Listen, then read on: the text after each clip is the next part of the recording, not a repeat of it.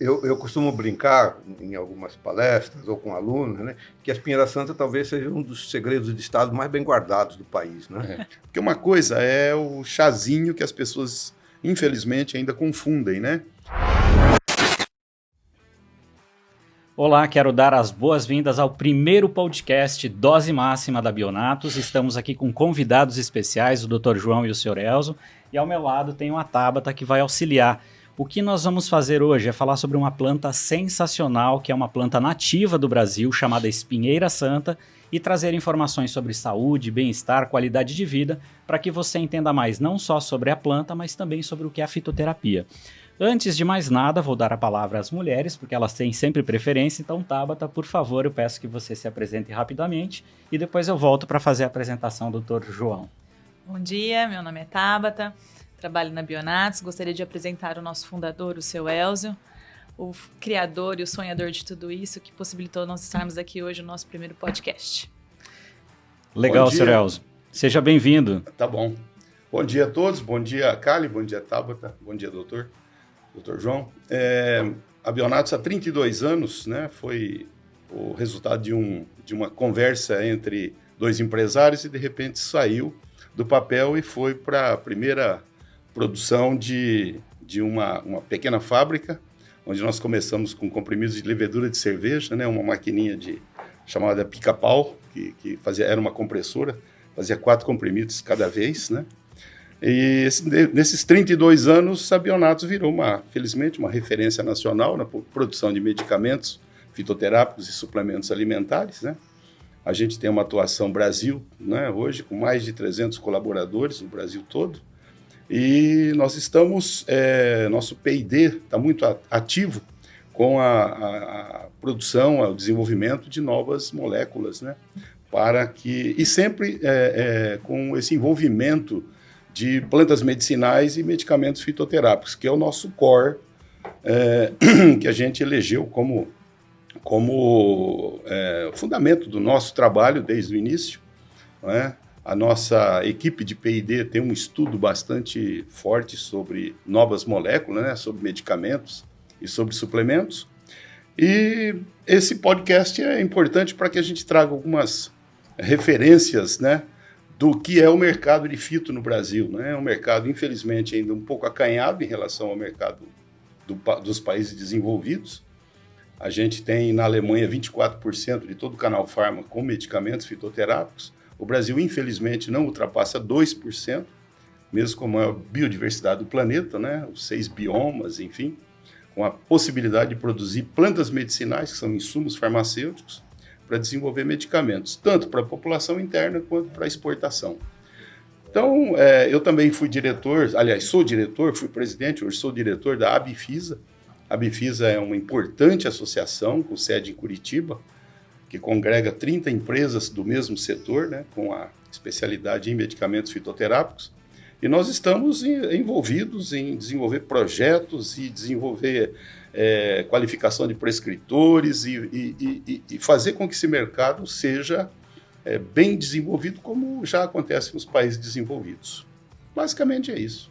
Perfeito, Sr. Elzo. Obrigado. Além de ser o fundador da Bionatus e trazer essa história também muito interessante para o nosso podcast Dose Máxima, agradeço por ter falado da Abifisa, que é uma associação muito importante para regulamentar e auxiliar em todos os projetos, não só com fitoterápicos, mas também suplementos alimentares. Exatamente. E aqui na nossa frente temos um convidado especial, o Dr. João, muito obrigado pela sua presença. O Dr. João, ele é médico pela Escola Paulista de Medicina, especialista em acupuntura pela AMB e mestre em saúde pública pela USP. Também tem um doutorado, ele é doutor em ciências pela Unifesp e professor adjunto aqui da FAMERP.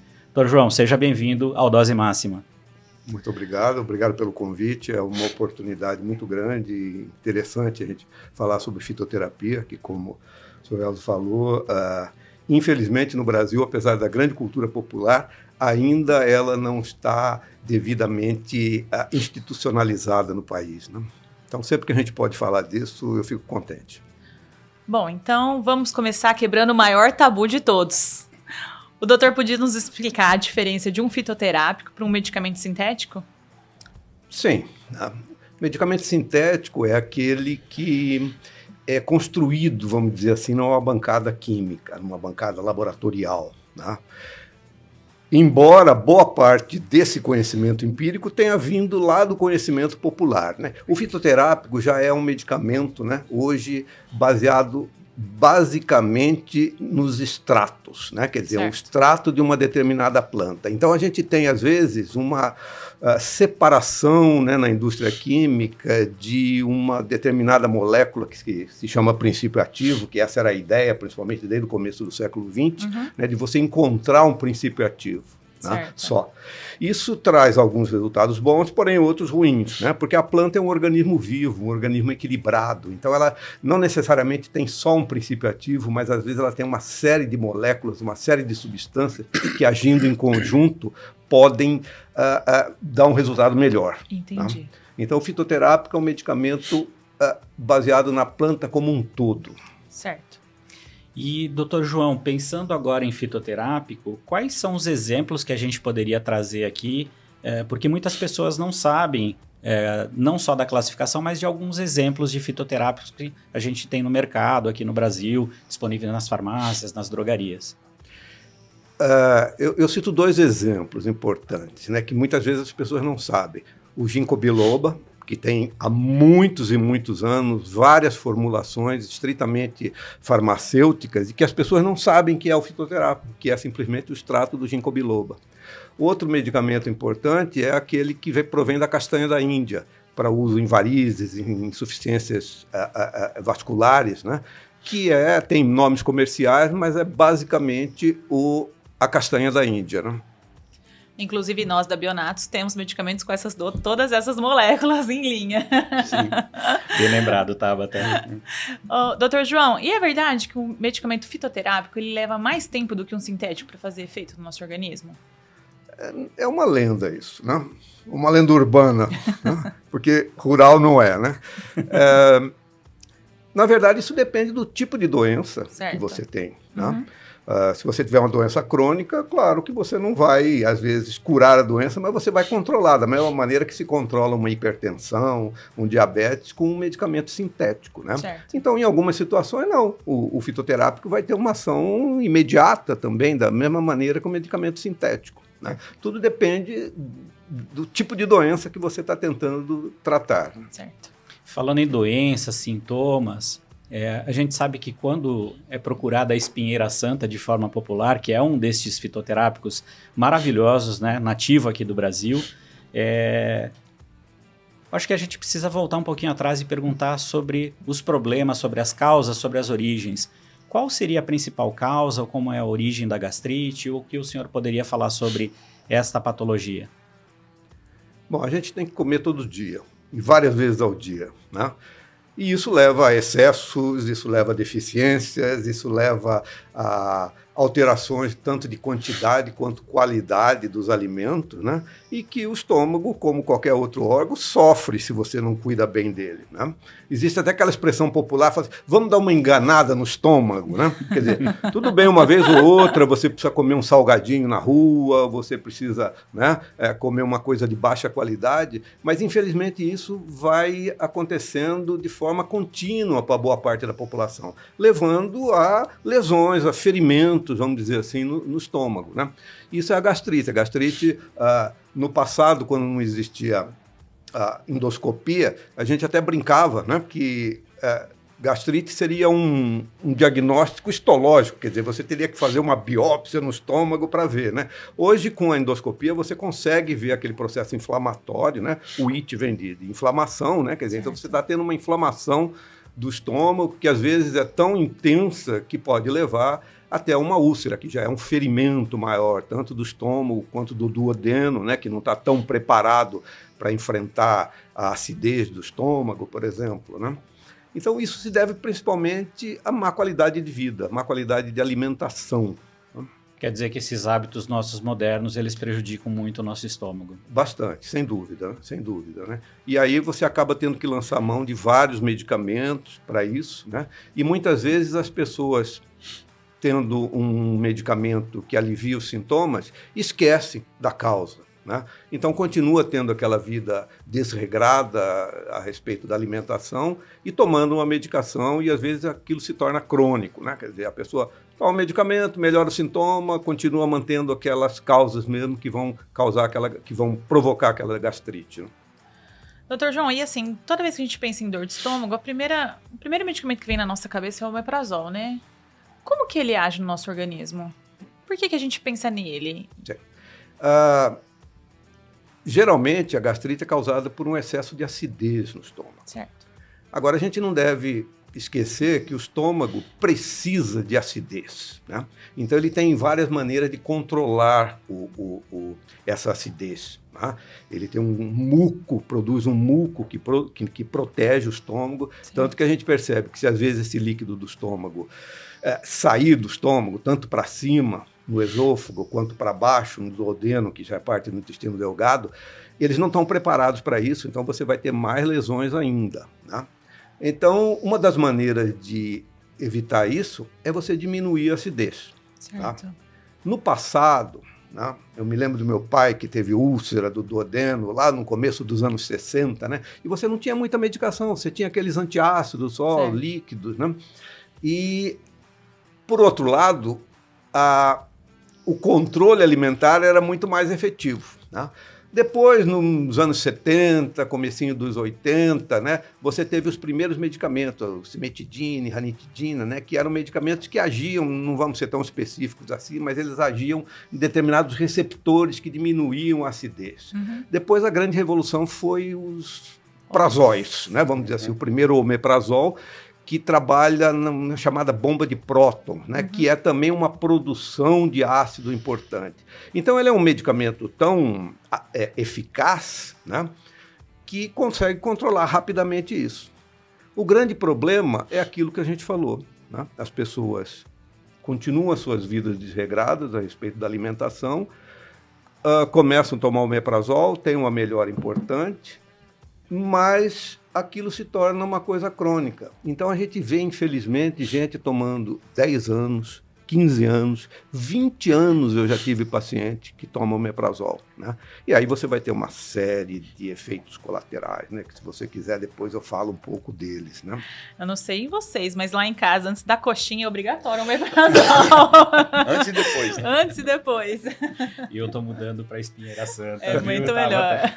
Nós vamos chegar a essa conclusão no final. Com certeza. E falando nisso, já que a gente citou tanto o omeprazol, né? Veio dessa história desde a cimetidina, ranitidina, chegou nos prazóis, sim, mas de outro lado a gente tem produtos como a Espinheira Santa, que é um fitoterápico consagrado já de maneira popular e que tem muitas evidências hoje. Eu gostaria que o senhor explicasse um pouquinho das diferenças entre este fitoterápico da Espinheira Santa e os prazóis ou até mesmo o omeprazol. Sim. Então, como a gente falou, o omeprazol ele age numa determinada fábrica de ácido, né? Então, claro, vamos imaginar uma fábrica, se você tira ali metade ou 70% dos operários, não vai produzir muito, né? Então, isso tem as suas consequências, é claro, né? Como a gente falou, o desrespeito às regras alimentares, combatendo com o omeprazol, né? A Espinheira Santa, por ser uma planta, né? Como a gente já falou antes, essa é uma das grandes vantagens, a planta é um organismo vivo e equilibrado, ela tem várias maneiras de trabalhar, né? Uma das primeiras é aumentando a produção desse muco que protege, né? Outro, ela tem substâncias antioxidantes que provocam lesões também, chamados flavonoides, são substâncias que dão cor, né? Então aquela cor vermelha, aquela cor verde, aquela cor amarela que determinadas plantas têm, né? Isso vem de determinada substância chamada flavonoides. E ela também tem uma grande quantidade de tanino. Tanino é aquela substância que amarra, uma goiaba verde, por exemplo, uma fruta verde. Ou né? que tem no vinho também, né? Que a gente sente a boca seca. Que tem no vinho, né? Que contrai, né? Então ajuda a cicatrização. Então vamos dizer assim, o omeprazol tem uma ação direta específica, que agrada muitas vezes as pessoas, porém a Espinheira Santa tem uma ação mais ampla, mais lenta, porém, como já dizia o nosso velho Isaac Newton, toda ação importante tem uma reação do mesmo tamanho, né? Quer dizer, então, se você corta bruscamente a produção de ácido clorídrico do estômago, o organismo entende aquilo, opa, está acontecendo alguma coisa errada, deixa eu pôr mais gente aí para produzir ácido clorídrico, né? Então você fica nesse círculo vicioso, né? Além de, né, já que a gente falou das diferenças, além das grandes alterações que são provocadas, né? Por exemplo, então, a primeira, quando você bloqueia demais, né, o organismo começa a liberar um determinado hormônio chamado gastrina, que ajuda a produzir, né? Como a gente já disse antes também, o estômago precisa de acidez, né? Se ele não tiver um certo teor de acidez, se ele ficar com esse pH muito alto, muito básico, como a gente diz, lembrando das aulas de química lá, né? Você não tem absorção de determinadas substâncias, né? Você pode ter osteoporose, você pode ter uma má absorção de magnésio, por exemplo, que é um íon importantíssimo para todo o organismo, né?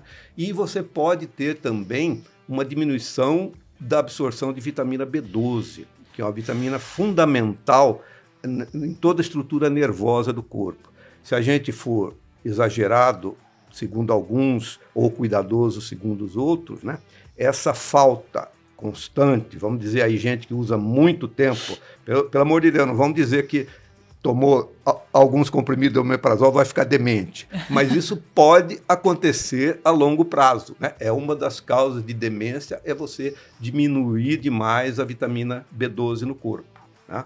Além disso, se o indivíduo para abruptamente o omeprazol, né, depois de muitos anos, também você vai ter uma série de problemas desse tipo, principalmente com a gastrina, né? Então, existem alguns lugares até que já se está fazendo uma espécie de desmame do omeprazol, né, trocando pela espinheira santa, né? Porque mesmo se você parar, às vezes eu pego alguns pacientes que falam assim, não, eu posso parar? Eu falo, pode, deve, mas vamos parar devagar, né? E vamos usando a espinheira santa, senão você também vai ter problema. Você está tomando aí 12 anos, 15 anos de omeprazol, o teu corpo vai sentir essa diferença. Só contribuindo, se eu não me engano, é em São Bento do Sul, em Santa Catarina, que eles estão com um grande projeto interessantíssimo de troca do omeprazol pela espinheira santa. Isso devia acontecer Brasil afora também. Vamos incentivar, né? Mais estudos e mais investigações a respeito disso, porque a gente sabe que uma boa parte da população sofre desse tipo de problema, né? Mas a Tabata, eu acho que vai fazer uma pergunta justamente sobre isso. Só para concluir, assim, então a gente pode dizer que a espinheira santa, ela ajuda na proteção do estômago, evitando assim que a nossa alimentação de forma errônea, ela cause algum tipo de ferida no nosso trato gastrointestinal, é isso? Sem nenhum tipo de efeito colateral? Sim, bem menos. Um efeito colateral, assim, conhecido seria uma boca seca, uma diurese um pouco maior, mas não se compara a outros medicamentos sintéticos, né? Então a indústria tentou criar outros prazóis, né? Enzoprazol, né? E pantoprazol, teoricamente com menos efeitos colaterais, mas mesmo assim produzem efeitos colaterais, principalmente dessa maneira, né? Certo. Então a espinheira santa, como age, sei lá, às vezes é uma palavra que foi mal usada, mas age de forma mais holística, mais global, né, em todo o processo de digestão. Perfeito. Ela vai produzir, por isso mesmo, menos efeitos colaterais. Perfeito. Né? E assim, quando a gente pensa em gastrite, úlcera, a gente pensa em dor, em queimação. Tem algum outro sintomas que a gente não sabe que pode ser gastrite? Alguma outra coisa que a gente pode compartilhar com as pessoas? Algum outro tipo de sintoma? Sim, o chamado empachamento, né, que é conversar com a comida depois de muitas horas, né, a digestão ser difícil, né? Isso a espinheira santa também parece ter uma ação de melhor esvaziamento do estômago, né?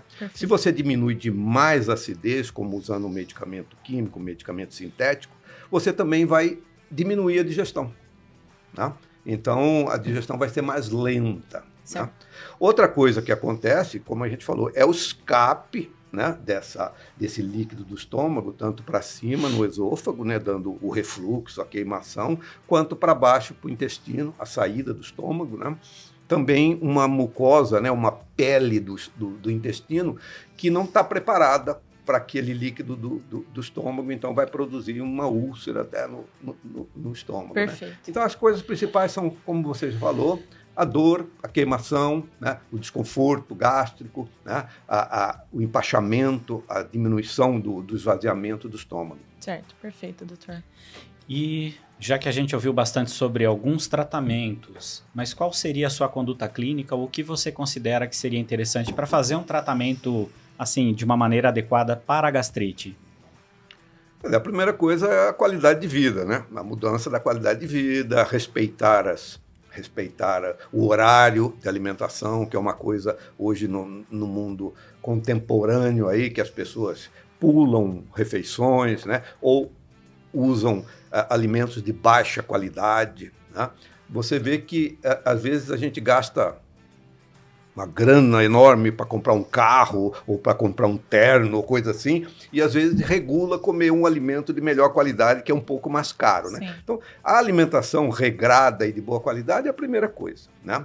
A segunda é, você tendo um problema, né, usar um medicamento que tem uma ação menos direta, específica, para evitar a reação, né? E um medicamento como esse, como a espinheira santa, que vai produzir uma melhora geral da digestão, uma proteção do estômago e ainda a não dependência, né? Porque esse paciente que toma um medicamento para a bomba de prótons, né, como os prazóis, ele diz isso, né? Se eu parar de tomar, volta a dor. Quer dizer, então... Aí eu penso, será que nós estamos transformando isso aí numa doença completamente crônica? Você tem hipertensão, ou você tem o hipotireoidismo, você vai precisar tomar o remédio a vida toda. Agora, a gente está dando um atestado de incompetência para o nosso sistema digestivo.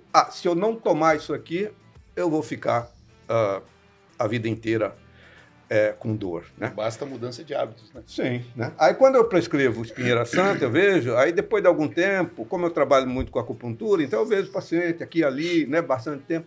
Tá tomando espinheira santa? Não, parei. Melhorou, eu parei. Para mim, isso é um sinal extremamente positivo. Claro, não? Com certeza. Ótimo. Mas, inclusive, só aproveitando um gancho desse produto, olha como que existe um baixo conhecimento, né, da aplicação desse medicamento na atenção básica à saúde, por exemplo. Isso daí é um dos grandes gargalos da indústria farmacêutica. Inclusive, eu estive muito tempo com o Elisaldo Carlini, que é uma referência, o Dr. João conhece bem. Elisaldo Carlini, falecido em 2020, foi um dos maiores incentivadores do uso da espinheira santa na atenção básica à saúde, porque tinha estudos definitivos, conclusivos, pela Unifesp, inclusive tem várias dissertações de mestrado. Você foi, inclusive, um examinador de uma das teses, lá, das dissertações. Mas a falta de conhecimento pelo médico prescritor é que faz com que esse produto seja não tão conhecido como deveria ser, não é?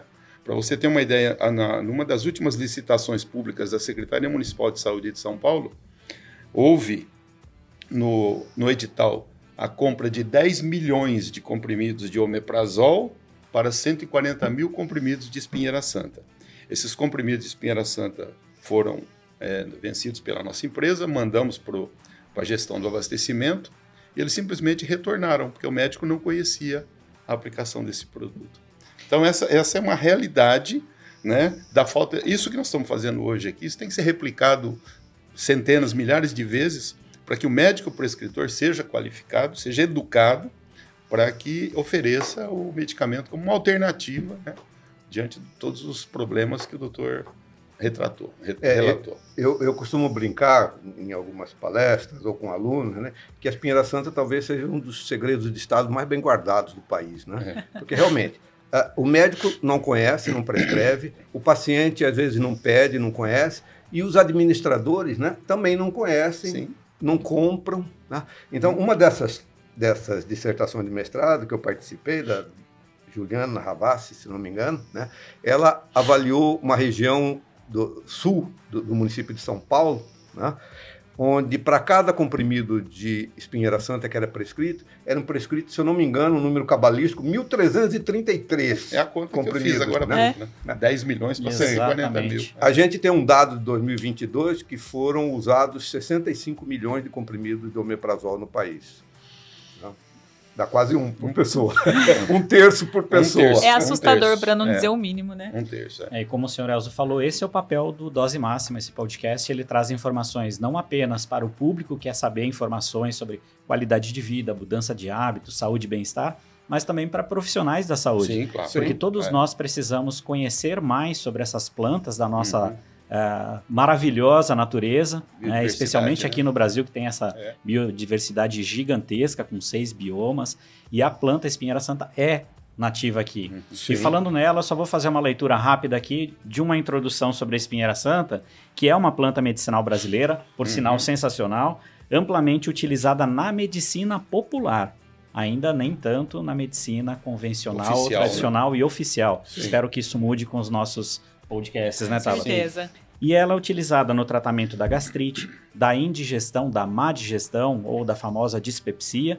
Também é utilizada há séculos pelos índios no Brasil, também em outros países da América Latina, como Peru, Argentina e Paraguai, especialmente no tratamento da úlcera. E a gente sabe que tem evidências científicas falando de coadjuvante no tratamento de úlcera gástrica ou úlcera duodenal. E também ela é utilizada para gastrites, também é descrito como um cicatrizante, antioxidante, e em 1922 ela que começou a ganhar destaque nos estudos por um professor lá da Faculdade de Medicina do Paraná chamado Aloísio Franca, né, que observou resultados positivos ao utilizá-la no tratamento de pacientes com úlcera gástrica. Já em 2011 ela foi incluída no formulário de fitoterápicos da Farmacopeia Brasileira, que é algo que a gente precisa explorar cada vez mais, não é, senhor Elzo? A Política Nacional de Plantas Medicinais e Medicamentos Fitoterápicos, ela foi fundada, digamos assim, ela foi instituída em 2006. Em 2006, pelo Ministério da Saúde, um conjunto, né? Ministério da Saúde, Ciência e Tecnologia, Anvisa, as entidades, as empresas do setor regulado. E durante 10 anos, essa política hibernou, realmente não evoluiu. Não é? Depois, em 2016, nós reativamos a política e, recentemente, mais 8 anos depois, parece que começaram novamente alguns movimentos no sentido de levar essa política para a classe prescritora, né? Seja ela médicos, farmacêuticos, nutricionistas, enfim, profissionais de saúde. Mas, assim, tudo aquilo que depende da participação ativa do serviço público, ele esbarra em essa lentidão que a indústria, por exemplo, é diferente, né? A gente é agressivo, a gente vai... Mas só que nós temos braços curtos para levar esse conhecimento todo para onde tem que chegar, principalmente o médico prescritor. Inclusive, o Ministério da Saúde publicou recentemente uma cartilha informando, até posso passar para vocês depois, informando uma cartilha explicativa da aplicação dos medicamentos fitoterápicos, né? A diferença de fito para o sintético, quer dizer, todas as aplicações, os processos, como que é feito o controle de qualidade dentro da indústria. Porque uma coisa é o chazinho que as pessoas, infelizmente, ainda confundem, né? Fitoterapia com o chazinho comprado em feira livre, sem qualquer tipo de controle de qualidade. O medicamento fitoterápico, ele é um medicamento idêntico ao medicamento sintético, no sentido de controle de qualidade da matéria-prima, a avaliação dos teores, dos marcadores, depois todo o processo produtivo, depois todos os ensaios clínicos, depois todas as avaliações pós-produção, quarentena. Então é um medicamento praticamente idêntico ao sintético, só que ele é entendido pela população em geral como um chazinho, como fitoterapia de curandeirismo, essas coisas. Fitoterapia, medicamento fitoterápico hoje, ele tem o mesmo tratamento de um medicamento sintético convencional. E isso o médico, via de regra, não conhece, porque não teve na grade curricular do curso de medicina a matéria plantas medicinais e medicamentos fitoterápicos. Lembrando que os medicamentos fitoterápicos, eles são reconhecidos pela Anvisa, Civisa, CRF, claro. Todas as ordens, né, que de uma forma ou outra o registro é convencional, os mesmos requisitos para um medicamento sintético. O sintético, a única coisa que tem são os testes de bioequivalência e biodisponibilidade, que tem que pegar o medicamento de referência e fazer o teste Sim. para o teu genérico, similar, enfim.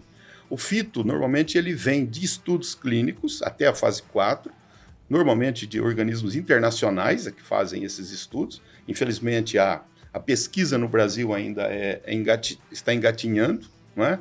Não existe incentivo, até porque não existe a aplicação final.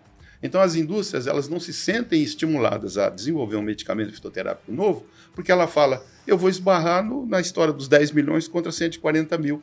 Sim. Eu não tenho ainda uma base de consumo, né, de prescrição que justifique investimentos de 5 milhões de dólares, aí, 10 anos de pesquisas. Perfeito. E a gente fica aí com 50 mil plantas medicinais catalogadas com algum princípio ativo hibernando no Brasil, esperando que países desenvolvidos venham buscar e desenvolvam as patentes lá fora. Ainda bem que a gente tem a Bionatos aqui no Brasil para fazer esse trabalho, hein, Sr. Elcio? Mas depende também de chegar lá no público consumidor, no médico prescritor, né?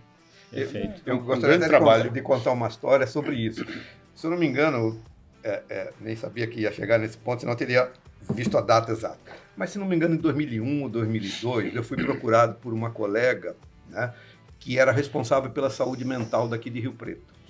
Então, ela percebeu que os clínicos estavam usando muito benzodiazepínicos, né, o diazepam e tal, e ela queria mudar para valeriana. Então, ela me pediu para dar uma aula, no fim, duas, né, porque eram para 2 turmas de clínicos da saúde básica de Rio Preto. Aí, na época, eu fiz uma chantagem. Eu falei, tudo bem, eu dou a aula, mas só se eu puder fazer também de guaco e de espinheira santa, que eram as 2 plantas que estavam disponíveis. Nacionais, inclusive, né? E foi bastante interessante. Inclusive, depois porque assim, a valeriana, ela teria que comprar com recurso próprio lá da saúde mental, mas tanto a espinheira santa quanto o guaco, que já estavam na relação de medicamentos essenciais na época, ela podia comprar com o dinheiro do SUS mesmo. Sim. Né? Então, foi interessante as aulas, os colegas gostaram muito. De vez em quando, como Rio Preto é uma cidade ainda pequena, eu encontrava um colega e falava, olha, receitei lá a espinheira santa, receitei o guaco, estou gostando muito. Né? Passou, muda-se as administrações. Há uns anos atrás, também uma coisa assim, sem referência, mas uma aluna minha me falou assim, eu soube que a prefeitura não estava comprando mais a espinheira santa. Né? Quer dizer, se brinca, fala assim, se a Coca-Cola deixar de fazer propaganda 1 minuto, as vendas caem, imagina se você não tiver sempre, né, como o Elcio falou, infelizmente, a própria terapêutica, eu acho que não é nem só as plantas medicinais, mas a própria terapêutica está sendo esquecida um pouco nos ensinamentos. Então, o médico acaba aprendendo ou se atualizando pelas empresas que fazem visitas constantes e mostrando, né, os últimos resultados da indústria farmacêutica. Né? Quer dizer, então, se a indústria farmacêutica fitoterápica não fizer isso também, o médico não vai, qual que é a expressão do mercado, não vai fixar, né? Não vai fixar aquilo na cabeça e saber usar e prescrever. Não que ele tenha preconceito, ele desconhece. Sim. O problema é mais embaixo. O médico não tem culpa, absolutamente. Embaixo. A gente percebe que a indústria alimentícia, ela tem mudado. As gerações, essa geração nova, ela é inquieta, né? Ela procura, ela não quer só comer bem, ela quer saber a origem do que ela come. A gente não pode pensar isso também na parte farmacológica, desse público começar a pressionar essa classe médica de uma outra forma, a procura de um medicamento que vai lhe causar menos efeitos colaterais, né? Dessa parte de fitoterápico que agloba o organismo como um todo, não trata só aquele ponto. O que o doutor acha? Eu acho que a pressão popular ou a pressão do público consumidor é importante. Eu acho que foi isso que nos últimos 20 anos fez crescer novamente a indústria fitoterápica. Não sei se você concorda, né? Concordo. Foi um dos motivos, pelo menos os motivos que se diz assim, o desconforto com determinados efeitos colaterais da medicação convencional, né? A produção de novas pesquisas, né? E a descoberta e a pesquisa importante de novas plantas. Né? Então, isso levou, né, com o desejo da população de evitar medicamentos muito agressivos, produz resultados, mas são agressivos de outro lado. Né? Levou a população a exigir um pouco. Né? Mas ainda é um dos lados. Né? Eu também costumo dizer, como eu tenho experiência com a acupuntura, né, a acupuntura também passou por essas 3. Né? Primeiro, assim, vamos dizer, você tem um governo central que estimula aquilo, sei lá, como é na China, por exemplo, ou como foi em Cuba, né? Um governo central que, né? Então a acupuntura foi institucionalizada em Cuba, por exemplo, e em alguns outros países onde a ordem veio de cima. Certo. A ordem pode vir, não a ordem, mas o estímulo pode vir dos pares, né? Quer dizer, os próprios médicos sentindo, ou é importante e tal, né? Por exemplo, aqui a gente começou na FAMERP pelo professor Liberato, que era uma pessoa aberta, né? Certo. E que conhecia experiências em outros países, aí quis introduzir a acupuntura. E pode vir por baixo também, quer dizer, a própria exigência ou, sabe assim, vontade das pessoas quererem fazer acupuntura permitiu que ela se espalhasse e entrasse no SUS, né? Quer dizer, com as plantas eu acho que também tem isso. Tem a parte de cima, o lado e a pressão de baixo. Todas essas 3 pressões são importantes para isso acontecer. Perfeito. Perfeito. E essas 3 esferas, o que a gente recebe mais informação é desta camada que faz um movimento aí mais popular, eu diria, seja pelas mídias sociais ou também até através do nosso saque da Bionatos, né? Com certeza. E uma das perguntas que eles sempre fazem, que a gente já veio conversando aqui durante o nosso podcast Dose Máxima, é se a gente pudesse resumir o que é a espinheira santa e para que ela é indicada. O que é? Bom, a gente já tem falado bastante. Sim. Infelizmente, boa parte das plantas que a gente usa ainda são plantas exóticas. São plantas que vieram da influência europeia, por exemplo, né? E a gente tem pouca planta, né? Por exemplo, o maracujá, o guaco, a espinheira santa, o guaraná, talvez são alguns exemplos de plantas nativas. Então, eu acho que isso é fundamental, né? A gente paga bilhões, sei lá, de royalties, né, por produtos que vêm de outros países. Inclusive, às vezes até, né, aquilo, como você falou, que foi pesquisado fora de uma planta aqui, depois a gente compra. Ou ainda moléculas como o captopril, né, que foi desenvolvido em Ribeirão Preto, do veneno da jararaca, né, mas que a gente não produz. A gente compra de uma grande empresa e paga royalty, né? Então a espinheira santa é um grande exemplo, né? Tanto que ela é também símbolo, né? Símbolo da Sobrafito, né? Que é uma associação brasileira de fitoterapia, né? Porque é um dos melhores exemplos, uma planta extremamente eficaz, né? Não só brasileira, vamos dizer, do Cone Sul do Brasil, né? Então, como eu disse, o Paraguai, né? De modo geral, os indígenas tupi-guaranis usavam bastante, né? Usam bastante, né? E que tem essa ação, foi bastante pesquisada desde os anos 80, né? Aquele primeiro processo da SEMI, né? Que a SEMI queria produzir plantas brasileiras, né? E ela tem esse grande uso, né? Numa patologia que tem uma grande prevalência, que é a dispepsia, vamos chamar de dispepsia, né? Que significa o mau funcionamento do aparelho digestivo, né, superior, né, estômago, esôfago, duodeno, né, com todas essas características que a gente abordou antes, né. Ela tem várias maneiras de agir, né, quer dizer, não é uma só. Ela não age na bomba de próton, ela não age nos antagonistas de H2, né, ela age holisticamente. Holisticamente. Como você disse. Belíssima palavra. É o termo.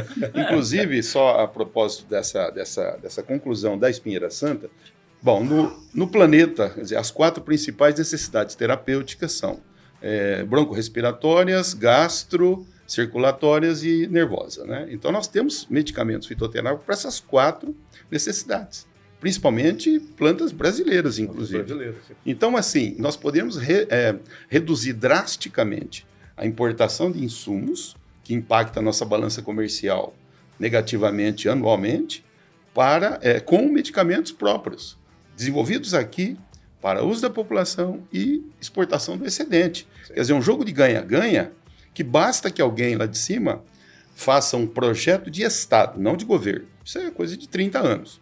Mas que alguém tem que puxar o bastão e conduzir a tropa. Né? Não adianta a indústria fazer isso, ou só a agência reguladora, ou só o Ministério da Saúde. Isso é um conjunto de atores que tem que participar, porque é importante para o Brasil. Isso é receita nacional, né? É riqueza nacional. Eu acho que isso está sendo assim. Eu participei de vários eventos no Ministério da Saúde, via Bifisa, e um dos grandes entraves é que dentro do próprio Ministério da Saúde, o medicamento fitoterápico ele é tratado como o primo pobre do negócio. Né? Então, assim, você tem, inclusive, agências fomentando e tal. Mas se não tiver um conjunto de atores aí participando do processo, você fica batendo em ferro frio, né? Como faz 20 anos, 30 anos que a gente tem feito isso. Mas Ainda tem 30 anos pela frente, né, doutor? Quem sabe a gente Talvez consiga tenhamos. colocar alguns produtos a mais no Se não mercado. for a aí. gente, vai ter os sucessores, né? Mas o que aconteceu com os alemães foi exatamente essa tomada de decisão lá atrás. Eles pegaram toda a medicina tradicional chinesa e durante 100 anos quase, eles colocaram tecnologia nisso, estudaram, desenvolveram ensaios clínicos e tal. E hoje a Alemanha é uma referência mundial. Ela tem fornecimento para o mundo todo de medicamentos fitoterápicos, né? Então não é pegar aquela plantinha chinesa e fazer de qualquer forma. Eles colocaram tecnologia naquilo. E nós importamos muitas coisas hoje com a tecnologia aplicada. Por isso que o medicamento fitoterápico é tão seguro e eficaz quanto um sintético. Isso é importante para garantir que a classe médica, quando for prescrever, Sim, tenha essa segurança. essa segurança. Né? Um produto com grau farma, com grau farmacêutico, Perfeito. ela está atestada para qualquer prescrição dentro das indicações adequadas e Sim. nas doses corretas. Claro, sim. Doutor João, o senhor poderia compartilhar com a gente algum tratamento, algum paciente que foi tratado com a espinheira santa lá no seu consultório? Como que foi? Conta para nós. Muitos, né? Desde a família até pacientes, né? Dentro do consultório mesmo, né? Eu tenho essa política de sempre tentar, porque o número de pacientes com dispepsia é muito grande, né? Sim. E o número de pacientes que usam esses medicamentos sintéticos também é muito grande, né? Então, eu praticamente sempre continuo batendo em cima de pelo menos as pessoas conheçam, experimentem, né? Então, a dependência do omeprazol, no caso, é muito grande. Então, muita gente tem dificuldade de largá-lo até, né? Então, mesmo se você consegue colocar a espinheira santa junto, devagarinho ele vai tirando, né? Vai acreditando, vai vendo, porque também tem ainda um certo preconceito, né, das pessoas. Muitas vezes eu nem uso o nome espinheira santa, porque é um nome popular, carregado assim de um certo misticismo, né, de santa, né, tal, né? Então dá essa impressão, como você falou, de que é uma coisa, sabe, assim, é um refresquinho, é um pingo no Curandeirismo, né? de índio, né? Eles chamam, né? Porque não tem nada a ver, né, uma coisa Às com a vezes eu outra. uso o nome do gênero, que é Maitenus, Maitenus, né? Maitenus Tal, nome ilicifolia. comercial, Maitenus, nome Gastrolé, científico. no caso aqui da gente, né?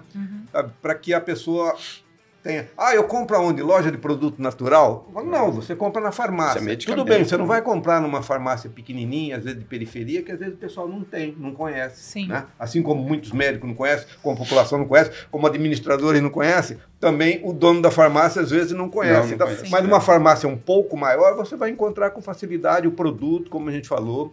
Né? Então, eu uso chá. Você pode usar o chá, mas olha, você tendo um produto com qualidade, eu dou exemplo. Você vai pedir uma laranjada, retirando, vai pedir um suco de laranja no lugar. Mesmo se o dono não batizar com um pouco d'água, você vai ter diferença da laranja. Uma laranja mais doce, uma laranja mais azeda, né? Então, Tem padrão, né? Você não tem o padrão. Então, o que a indústria faz justamente é isso, é fazer um blend, procurar. Então, às vezes, você tem um certo teor a mais e um teor a menos de um determinado produto, de uma determinada safra, né? Quer dizer, a planta é isso, é um ser vivo, diferente. Então, você mistura, né, para poder ter um nível, né, farmacológico daquela substância ou daquela planta que você quer. Certo. Essa é a grande Com a vantagem. garantia de que os teores estão dentro do percentual indicado Sim. pelos estudos Que no científicos. chá eu né? não consigo Não, de forma alguma. comprovar, consegue, né? Eu não né? consigo Não saber consegue. realmente o que tem ali, já Sim. no medicamento, Sim. que ele é... Você tem uma dorzinha ali e tal. Por exemplo, eu tenho, né? Eu moro no sítio, então eu tenho várias árvores plantadas de espinheira santa. Então aqui ali pega lá, tal, né? Faz, né? Tipo assim. Mas se eu tiver algum problema mais importante ou alguém da família, tal, medicamento pega um fitoterápico. medicamento que você tem uma garantia melhor, né? Que aí a segurança não é só na fabricação, mas também na dose adequada, sim, padronizada e com percentual, por exemplo, de taninos que seja referenciado por alguns estudos para esses certeza. tipos de tratamento. Daí né? chama estudo, extrato padronizado. Sim. Quer dizer, que ele sempre tem um rangezinho de variação quase que imperceptível. Então, você joga num HPLC, por exemplo, um produto acabado, você vai perceber que praticamente em todos os lotes, aquelas amostras, eles são mais ou menos o mesmo teor. Então, daí a garantia da qualidade do produto. E do resultado do produto, Sim. quando indicado adequadamente Sim. pelo profissional médico ou prescritor aí da área da saúde. Porque às vezes a pessoa toma um produto de baixa qualidade, ou o produto direto, no caso, uma folha, uma raiz de uma coisa. Eu tomei e não resolveu, não teve efeito. Talvez por isso. Né? Se você tomar uma Fanta, fazendo propaganda, você não vai ter a mesma ação do suco de laranja, né? E o chá tem também alguns agravantes que você tem. Por exemplo, quando as pessoas compram, né, ele a granel, você não sabe a identificação botânica correta, você não sabe se ali tem a parte usada da planta, que é aquela que confere o princípio ativo, os contaminantes, você não sabe se tem efeitos colaterais de pessoas diabéticas ou de outras patologias. Então, assim, o chá, ele é um tratamento caseiro que não deve ser incentivado em função de que você, muitas vezes, não conhece a origem daquilo que você está tomando. O medicamento fitoterápico, não. Ele, primeiramente, que para você registrar um medicamento fitoterápico hoje, são 2 anos de processo dentro da Anvisa. Não é? Eu costumo dizer que é um palmo de documentos que você atesta, desde a matéria-prima até o produto acabado, com todos os testes, com controle de processo. Então, a segurança é muito maior, né? Não tem como se comparar uma substância que você compra na feira livre com um produto terminado e avaliado pela Anvisa, né? Inclusive, não é só o medicamento que é avaliado pela Anvisa, né? Recentemente, ela esteve lá na nossa sede na Bionatos. Sim, o nos laboratório. Inspecionando, né, doutor Elcio? Não, laboratórios são feitas avaliações de teste de risco praticamente de todos os setores, né? Controle de ar-condicionado, controle de praticamente tudo, né? Que você tem são 5 dias de inspeção, uma inspeção pesada, que a empresa é submetida a todos os testes rigorosos para poder conferir a certificação de boas práticas de fabricação. Sem esta certificação, você não produz um medicamento fitoterápico regular. Lembrando que no mercado, infelizmente, existe uma avalanche de produtos irregulares. O laboratório, quando tem o número do registro MS1, alguma coisa, esse produto é controlado, tem segurança. É perigoso você colocar um medicamento. Tem muito medicamento com prescrição médica, tem a tarja vermelha, que às vezes é vendido em gôndolas, em frasquinho, sem registro, coloca um protocolozinho, alguma coisa. Isso é muito perigoso, porque não teve controle de qualidade desse produto.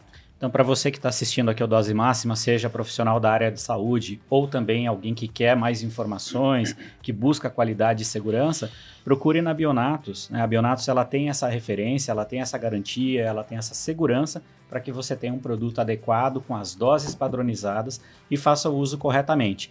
E lembre-se também sempre de consultar ou o seu médico de confiança, claro, sua nutricionista, um profissional da saúde para ter a orientação. Inclusive um farmacêutico que cada vez mais também auxilia aí nessa demanda primária de recepção de pessoas na farmácia, que é um centro popular hoje de saúde no Brasil, né? Referência no mundo em alguns aspectos, para que a gente possa ter aí a melhor dose, a dose certa, adequada e chegar só na dose máxima, tá?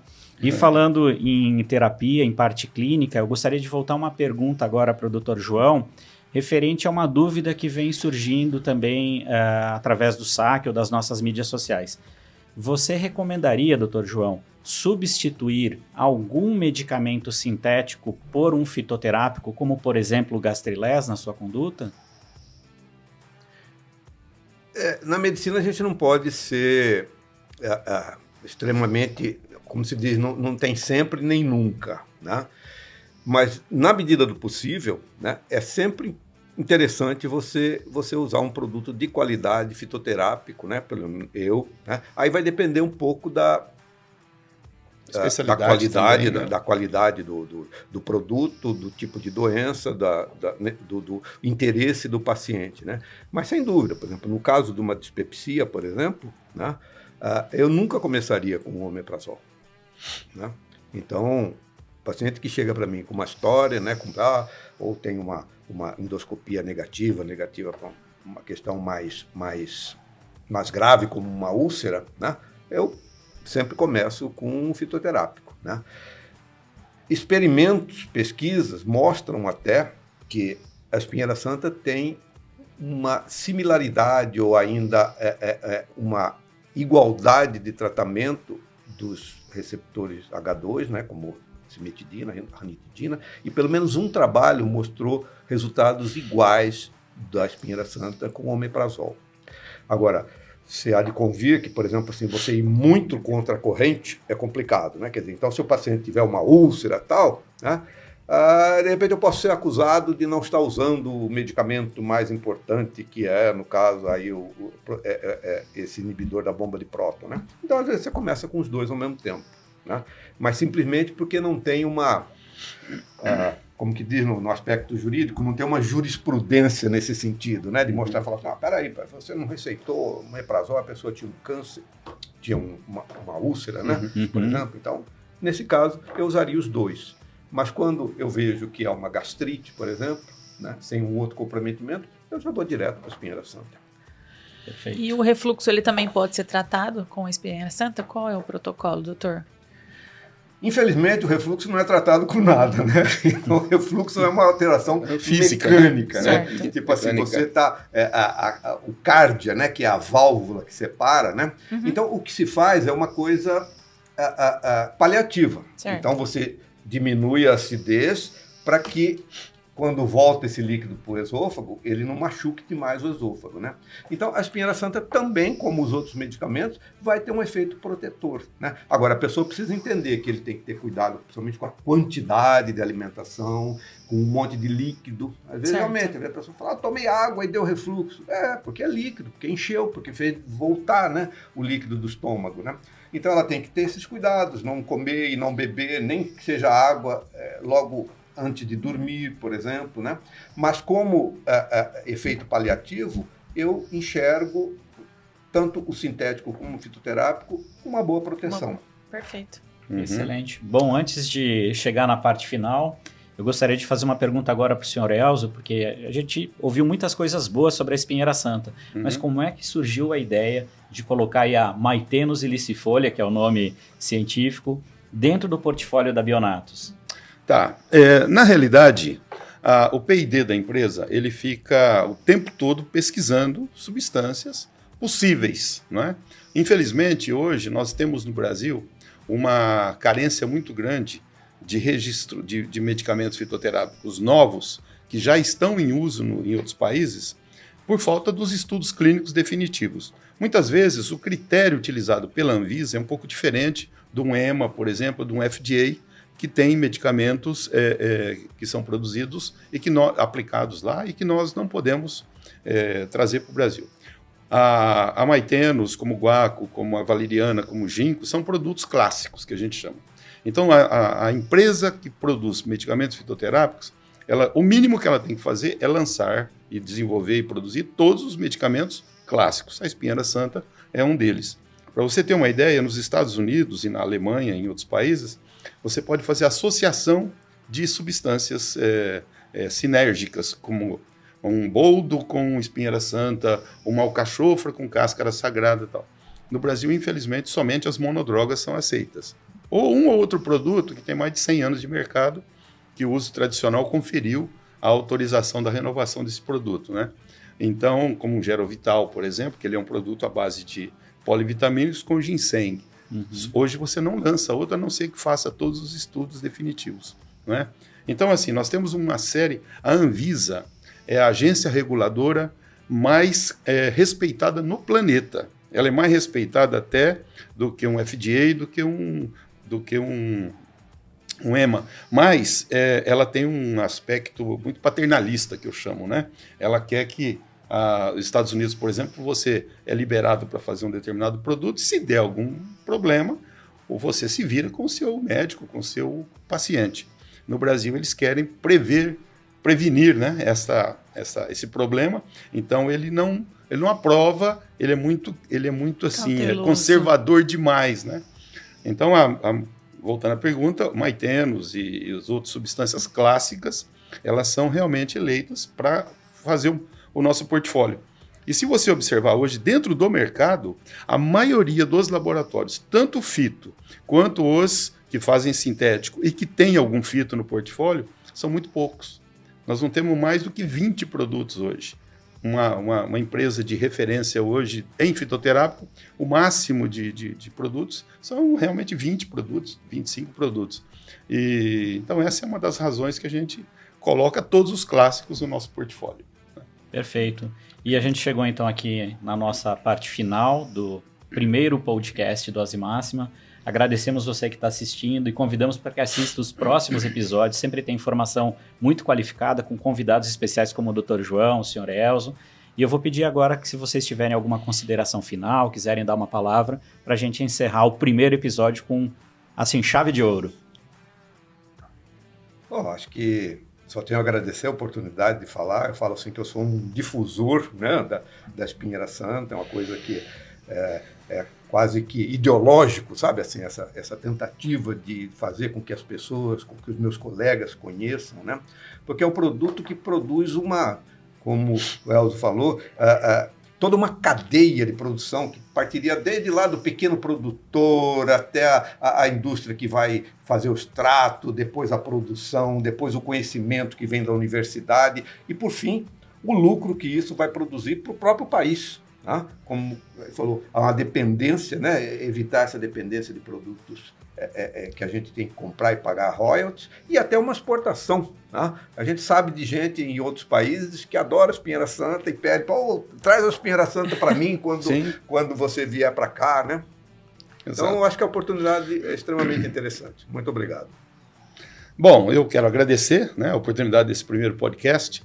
E realmente eu acho que nosso grupo de marketing, nosso grupo técnico, vai se empenhar em promover mais eventos dessa natureza e depois ele tem que viralizar, não é? Tem que chegar onde precisa chegar, tanto ao médico, que nós precisamos, não é convencê-lo, mas levar para ele a palavra técnica, a palavra de respeito, né, de credibilidade, de confiança no medicamento fitoterápico e também para a população consumidora e as pessoas envolvidas nisso, farmacistas, nutrólogos, nutricionistas, enfim. A nossa empresa, Bionatos, tem 32 anos de mercado, com o ramo principal realmente produzindo medicamento fitoterápico, com todo o embasamento científico possível, com todo o respaldo técnico, com profissionais de alta qualidade. A Bionatos tem 6 farmacêuticos hoje, tem químicos, tem gente da melhor espécie, nutricionistas. Então, assim, nós estamos equipados, prontos para desenvolver a indústria e juntamente com os demais atores, como eu disse. Né? Eu acho que a gente depende aí de um projeto amplo, puxado pela mão aí de alguém que tenha realmente uma visão de longo prazo no país para desenvolver essa cadeia de fitoterápicos que o Brasil merece. Obrigado pela aula, por compartilhar tanto conhecimento. E vocês em casa, a gente se vê no episódio número 2. É isso aí, Tabata. Obrigado também pela sua presença, sua participação e seu trabalho diário, assim como todos os colaboradores da Bionatos, sempre trazendo aí o melhor, não só da fitoterapia, mas de suplementos alimentares. E nós continuaremos com o nosso Dose Máxima, o podcast da Bionatos. Agradecer especialmente a brilhante aula aqui do Dr. João e o Sr. Elzo, como sempre, clarificando e trazendo luz e conhecimento para todos nós. Muito obrigado e até o próximo episódio do Dose Máxima.